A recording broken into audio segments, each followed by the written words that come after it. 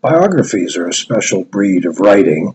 The facts are easy enough to find. The broad general strokes, the through lines, narrative arcs may not be that elusive, but how do you capture the heart and soul of a man or woman?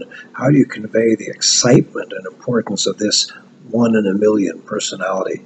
I tell you honestly, I'm truly dumbfounded by the great writers who have managed to pull off this magic trick, and here are a few of my all-time favorites. Saul Alinsky was himself a wonderful contributor to American life as a fearless community organizer, and then he wrote an astonishing book about the great labor leader John L. Lewis. When you're finished reading this book, you feel that no matter what you may believe today about unions, you had a true sense of the dire, dark circumstances that brought them into being and the great human costs in doing so. Irving Fine was Jack Benny's agent for most of Jack Benny's working life, and when Jack died, Irving simply walked across the street and became the agent for Jack's best friend, George Burns. He also began writing the biography of Jack Benny. Now, how many books make you laugh out loud? Not occasionally, but pretty much on every second page. The relationship between Benny and Burns, two of the giants of vaudeville, radio, music, television, so on, is reason enough to read this piece. The fact that almost everyone in show business shows up in this book is icing on the cake.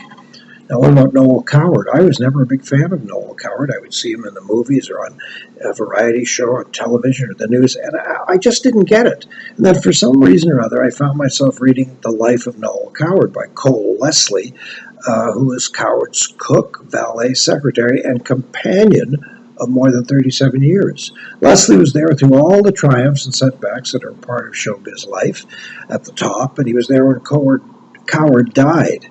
How good was this book? Well, when I put it down, I cried like a baby, as if I'd lost a great friend of mine, an old friend. This man whom I never really admired had become a hero, and now I'll watch anything of his that comes along.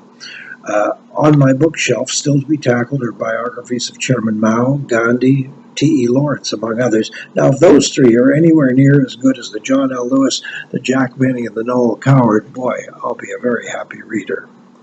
Pickle. Stories well told are great treasures.